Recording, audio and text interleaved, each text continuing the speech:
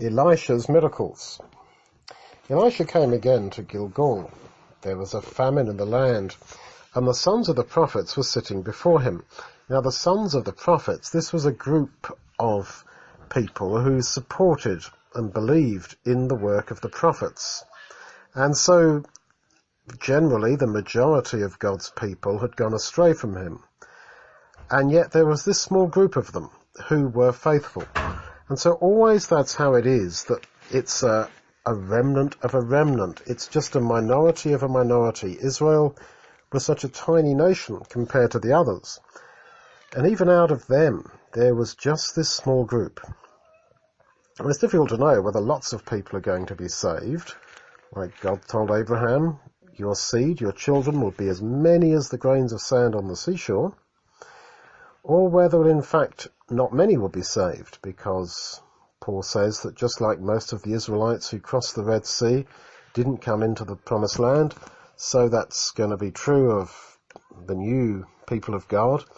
And just as Jesus also said that wide is the gate that leads to destruction, and narrow is the way that leads to life, and few there be that find it. So we don't know whether it's going to be many or few, but we're sort of left to ponder that question.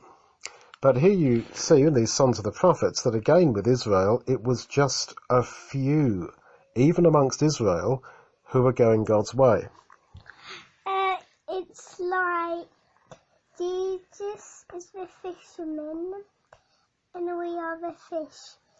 He catches lots of fish on his turn, but on our turn we only catch one little fish. Well, yes, it is a bit like that, but he tells the parable of how he's like a fisherman with a dragnet that catches all kinds of fish, and then at the end of the day he's going to sit down and throw the bad away and save the good. But we don't know whether there's going to be 50%, whether half of the fish are good or bad or what. We can't really work that out. So there were these sons of the prophets in Elisha's time, and Elisha, of course, was a prophet.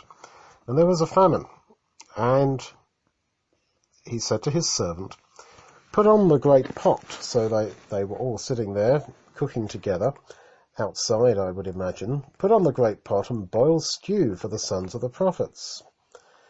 One went out into the field to gather herbs, and he found a wild vine, and gathered of it a lapful of wild gourds, and came and shred them into the pot of stew, for they didn't recognize them.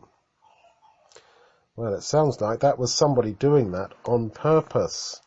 It's as if there's always, even amongst the very faithful, there's always even amongst them, somebody like Judas Iscariot, somebody who's going to make problems. But anyway, they poured out for the men to eat. It happened as they were eating of the stew that they cried out and said, Man of God, there is death in the pot, and they couldn't eat of it. But Elisha said, bring some meal, bring some flour then.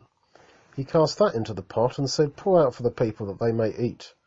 And there was now no harm in the pot. Now, you see his wisdom. He could have said, let's find out who did this. Or he could have said, let's make some new stew. But instead, God in his wisdom guided Elisha to not do either of those things, but to just put something else into the pot, to change that which was poisonous to be harmless. And I think that is what we have to do. Instead of looking around thinking, who is it, just like when Jesus said, one of you sitting here is going to betray me, and they will say, who is it, and none of them guessed it was Judas Iscariot. And so in the parable of the weeds and the wheat, Jesus says that they've both got to grow together, because we cannot decide who is a weed and go and pull them up, because he said you might well pull up the wrong person. So it's not for us to judge who is sincere. And very often in our church life it's very tempting to say, he doesn't really believe, I don't think she's sincere. Well, we don't know that. We can't judge that. So, it goes on. We can't judge that, especially if we've just gone to that church just that particular Sunday. Yeah, that's right. Yeah, but it's also true of people that we don't even, the people that we do know or we think we know, you don't really know people. Well, after this, a man from Elisha came and brought the man of God bread of the first fruits, 20 loaves of barley, and fresh ears of grain in his sack. He said, "Give to the people that they may eat." His servant said, "What, should I set this before 100 men?"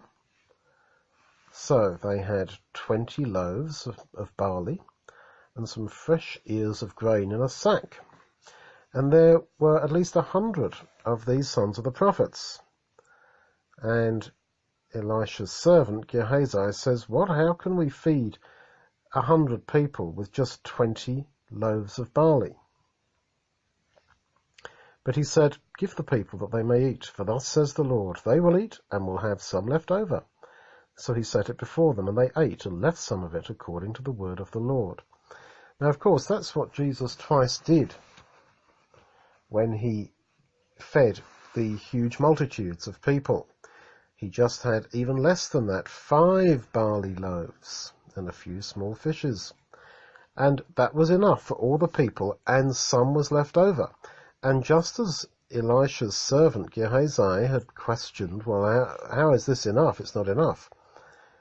So that's what the disciples said. Well, that's no good, to feed all this huge crowd of people.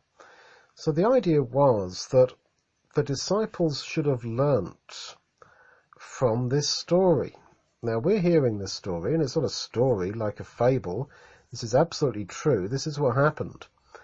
And we are to apply it to our own lives and to see that God can use what is very small. Like, imagine if I just caught one fish in 2015 people wanted it and I shared it out and there was plenty left. That's right. That's the sort of thing. But we've got to believe that God can use little things. Now, you see, in this account here, in this incident, there were 20 loaves of bread to feed 100 people. Whereas it got a bit tougher, a lot tougher, in the time of Jesus. They had 5 barley loaves, and you notice they were also barley loaves. They had 5 barley loaves and over 5,000 people. So it became more of a challenge. But they should have learnt this lesson that 20 is enough for 100. And so it therefore doesn't matter how much money you've got, how much strength you've got. It all really comes down to whether you want God to work in your life, and then he will use you.